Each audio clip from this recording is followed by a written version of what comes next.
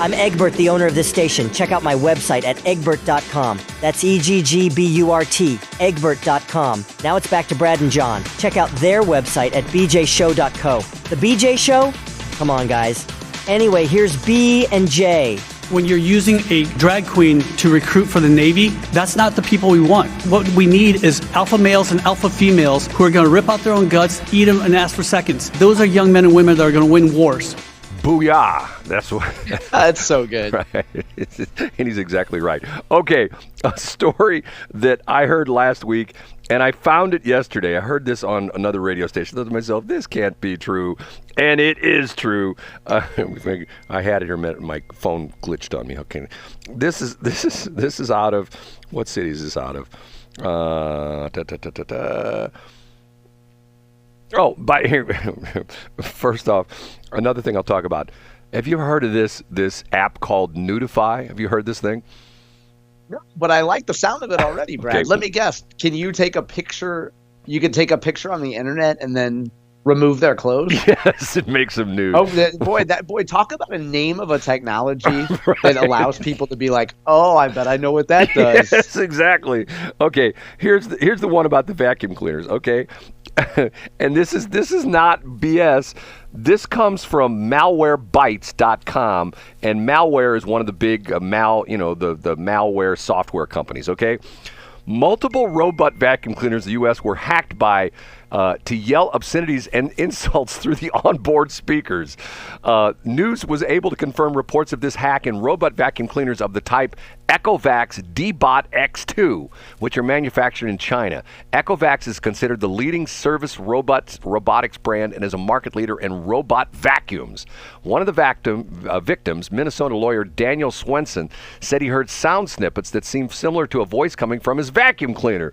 Through the Vacs app, he then saw someone not in his household accessing the live camera feed of the camera of the vacuum as well as the remote control. So somebody is looking, in his house through the camera that's on the vacuum cleaner.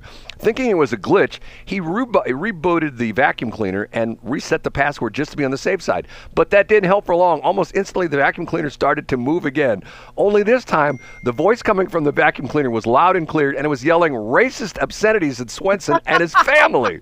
The voice sounded like a teenager, according to Swenson. Swenson said he turned off the vacuum and dumped it in the garbage, never to be turned on again. While this may seem bad enough as it is, it could have been much worse. What if the hackers had decided to keep quiet and just spy on the victim's family? In 2020, they talked about an occurrence in our Lock and Code podcast, This is Malware, where a photo taken by a Roomba vacuum cleaner of a woman sitting on a toilet was shared on Facebook.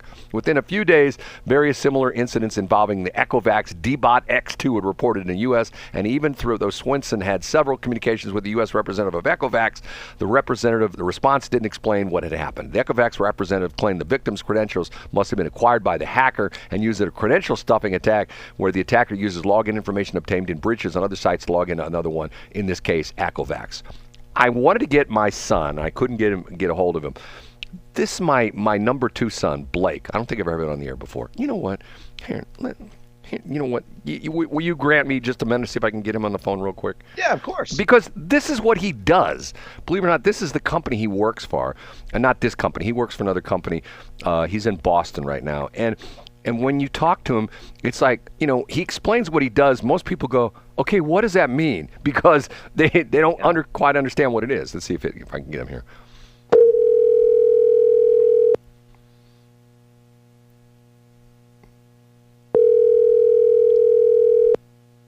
He's probably not going to answer. He's probably at work already because he's in the East Coast. It would be 8:47, so almost 9 o'clock. All right, let it ring one more time. I'll try to get a hold of him because this is an interesting thing. Is he works for, and this is what they call IoT, Internet of Things, where essentially if you have a crock pot, and I think the crock pot is probably the one that got a lot of publicity because of the fact that the internet capability of the crock pot does not have all the proper firewall. So what happens is the hackers are able to get into your computer systems at your home by going into a device which does not have a good firewall, good password protection. And then essentially once they're into that device, they can look back through your local area network and your other computers, getting your computers and stuff like that. And my son works for a company that I think they certify this kind of stuff. Plus, they also do attack monitoring and stuff like that. So in other words, if you are a manufacturer and you subscribe to a company he works for, they will notify you when people are attacking vacuum cleaners and stuff like that. But, you know, this is just like, for example, how many times have you had discussions with people who will say things like, well, I talked about something the other day, and then, like, within an hour, I started getting Facebook ads for what I just talked about. You know what I'm talking about? All the time. It happens all the time. And, you know, I'm sure you've seen this before too, Brad, or read about this, but apparently Meta's, and I haven't verified this, but apparently Meta's algorithm is if I'm next to someone for an extended period of time who's into some topic. So if I was hanging out with you, Brad, and you were into car equipment stuff, when I got home, like later on that night, I would be shown some ads about radio car equipment stuff because I was in physical proximity to your Meta account. It's bizarre. And, you know, and the latest one, what's the guy, he got kicked out of his own company, did all the journalist guy that did all the hidden camera stuff. You know what I'm talking about? Oh, yeah, was it James O'Brien? Who's the guy at Project Veritas? Yes. He got kicked out of, you know, this crazy story. He got kicked because the board didn't like him anymore, and the board kicked him out, so he's doing his own thing. And his latest thing was he's still doing the hidden cameras. And have you seen the one where he's got the young woman that meets with this guy in a bar, and turns out this guy's like a software developer from Meta, and he's working on Facebook and Instagram, and she starts interviewing him, and he comes out to me, oh yeah, we if people don't like things we talk about, you know, we shadow ban them, and yes, you know, and he was really blatant about it, right too. He just came right out and said, yeah, well, you know, our boss, Mr. Zuckerberg, is trying to get all the Democrats elected. You know, I mean, he comes right out and says it. So we're doing everything we can to prejudice the you know, the whatever you call it, the views or the algorithm. Algorithm. Yeah, we're doing everything we can. I'm going like, okay, dude, thanks for that. Okay, here's the story on this one. Okay. Millions of people are turning normal pictures into nude images. It can be done in minutes. Hold on, I got a cough a minute. Hold it.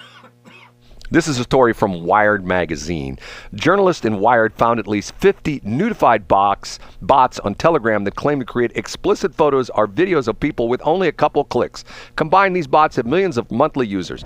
Although there is no sure way to find out how many unique users there are, it's appalling and highly likely there are much more than they found. The history of get this. This is NCII, okay? Have you ever heard of this term before, all these crazy terms? Yeah, I've heard of non-con before, yeah. Non-consensual intimate image. Non-consensual intimate image. That's NCII.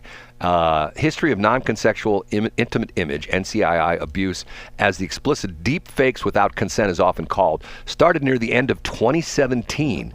Motherboard, now Vice, found an online video in which the face of Gal Gadot had been superimposed on an existing pornographic video to make it appear that the actress was engaged in acts depicted. The username of the person that claimed to be responsible for this video resulted in the name, and guess what the user's name was? Deepfake. So that's where the term deepfake, if I can get it out of my mouth, deepfake. Since then, deepfakes have gone through many developments. It all started with face swaps, where users put the face of one person on the body of another. Now, with the advancement of AI, more sophisticated methods like generative adversarial networks, GANs, are available to the public. So this morning you learned about NCIIs and GANs. Did you know either of those, John? I've heard of NCII before.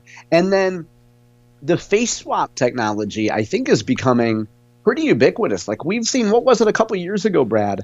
There was it a late night interview that looked really real? Like if you didn't know better, you would think that late night host was having a real conversation with a celebrity, and it had been just generated as a deepfake. Right. Well, there's a company that I don't know why I get all their ads, maybe because I'm a company owner. But what they do is they specialize in training videos. Have you seen this one where you can essentially, go online, you can buy a subscription to this company, and then you just input your script, and the video is just it's actual video where the talking head talks your training videos. In other words, if you have to do your training videos for your company, rather than hire an actor or stuff like that, you just, subscribe to this service, you type in the script and bunk, bunk, bunk, bunk, bunk, the talking head, and you can pick if you want a man, woman, old, young, in between, black, white, whatever. And what's interesting was one of the things they say is you could do multiple training videos with the same copy to essentially more mimic your employees. So if you had a lot of black employees, you would do, the black guy, and he gives the training video. I'm going like, holy cow. And think of, Brad, we've talked about it once before, but think of the folks that worked in internal communications or a video group for large corporations where you had an entire team, and to do one training video, it might take a week of like scripting and all that stuff. And now you put it into Canva essentially with a script, and you've got it in a day. Right. And it's to the point where the same thing's going on in my industry with the voiceover stuff. I mean, to the point where, I'll be honest with you, there's a couple commercials on this station right now they're AI voice generated. And to the point where and it's gotten so good. And what's interesting about it is if you watch many videos, there's one guy, you think he's a guy, I think he may be modeled after some guy's voice. He's on gazillion different videos, and it's one of the AI voices. And what's interesting about it is I've seen him on 2 or 3 different platforms as far as the platforms, because I get these guys sending me pitches all day. Hey, take a listen to our AI video. The one I'm using right now is a company called 11 Labs, which is pretty good. Although the downside is, off air I'll tell you the downside to 11 Labs, but that's a whole nother story. Okay, the story I read yesterday, and it was one of the Fox News stories about the fact that they chronicled this journalist guy had been in the business for 20 years, and he says, I never worked with anybody who voted for a Republican. I'm thinking to myself, this isn't news. It sounds familiar, right? Now, was this guy from St. Louis Public Radio? No. Oh, okay. I still need to apply there, don't you think? I think so. Yeah, I think it would be great. And I mean, here's the thing, though. If I were you, and I would do it publicly, and I would talk about the fact that you're a seasoned citizen, because you are pushing 90, and then I would really play up, Brad. I would play up, let's be honest, I would maybe take some crutches in with you. I would play up the gimp, and I would play up, I would really, really oversell your eyeball. I would really lean into that. I would say that the fact that you have a sequential license plate strongly suggests that you have a serious mental disorder. I would lean on all these things. I would make sure they see you park. And then they'd be like, why is the gimpy guy parking 800 feet away? Oh, because he has to get his steps in. Surely that's another sign of mental illness. John is making... So I would really play up all the mental stuff, Brad, along with the age and the physical disabilities. John, you're so complimentary to me. John's referring to fact that I am blind in one eye due to LASIK surgery that failed in 2002, and as I told the story before... And I'm laughing with you, not at you about LASIK, Brad. Because as Brad taught me, if you're ever laying down and you hear a doctor of any sort say OS, you know that you're in line for either a big lawsuit or a lot of pain. When you're under, and I wasn't under any kind of a local anesthetic or anything like that. I just had a Xanax because they just give it to you to calm you down a little bit. And the doctor proceeds to use this surgery. There's this scalpel on my eye, and he says OS, and you can imagine what S blank blank T is. I'm going like, this is not good. And then his next words were, Brad, we've had a terrible problem that's cropped up. Oh, tell me about it. Oh, we've torn your cornea in half. Oh, no kidding. You just tore my cornea in half. Okay, John's referring to the way I walk because I've had too many car accidents. Matter of fact, I shouldn't tell this story on the air, but I was in the hospital last week for a checkup. And the guy I'm with he's not a doctor, but he's like a nurse, like a nurse NP or something like that. He's going over my medical record, and I left the room for a test, and I came back in, and he's got this computer screen up, and he goes, how many car accidents have you had? Now, keep in mind, this is in the Mercy system. And I said, well, you're missing some of the best ones because they're in the SSM system. And the systems, Lord knows you can't have the systems talk to each other. Well, and once again, my car accidents, okay? I've ended up in the hospital 3 times, actually 4 times with car accidents. All 4 times, not my fault. One of them was I hit a deer. It was the deer fault. And the other 3, twice I was in a car, which I was stopped at a traffic light and got rear-ended by somebody who never even touched the brakes. And then the worst one was when I got hit by a tractor trailer. Not once, but twice. He hit me once, bounced me around, hit me twice, bounced me off the concrete center divider on 270. I'm going backwards, mind you, and because when he hit me the second time, he spun me around and ran me into the concrete center divider. And then I bounced off the center divider and got hit by another car. And then I guess it would be the Robertson Fire Protection District had to come and cut me out of the car. That was the worst one. So he says to me, how many traffic accidents you had? I go, too many. And the crazy part of it is people go, are you a bad driver? No. Once again, twice I was stopped at a stoplight and get hit by people. How's that my fault? You know? I don't know. I still think that you should take up Shelley Barr on her offer to give you driving lessons. And because from what I hear, she drives the correct speed on 364. You're driving 55 in the fast lane, clogging up all the arteries. But if you took some tips from Shelley Barr, maybe, I don't know, maybe you could get through the remaining sunset of your life without another traffic accident. John, can I finish up our show this morning? Once again, almost every night, if I'm out driving at night, somebody passes me with no headlights on. I'm going like, what is this? And last night, whenever it happens, it happened on 270, and guy passes me, and I go like, okay. And I flipped my high brights on him a couple times, and then he turns on his lights. But most of the time, and the crazy thing about it is, this is the law of unintended consequences, because back in the day, the old cars, the dashboard lights didn't come on until you turn your headlights on. And now you're right, Brad. And now most cars have an illuminated dashboard, which essentially, that's how it works. It's not real gauges. It's actually like a video display. And they have, when you're driving at night, the daytime running lights come on. So it looks like you got a little bit of light in front of you, but yet the problem is you have no tail lights. So, you're driving down the highway and you see somebody come up behind you, the light's real dim. Turns out they're the daytime running lights, which are very dim lights. But then when they pass you, they don't have any tail lights on. I'm thinking to myself, man, I hope nobody comes up behind that guy and doesn't see him. But, one of those things. Turn on your damn headlights. And if you have automatic headlights, make sure they're in the automatic mode.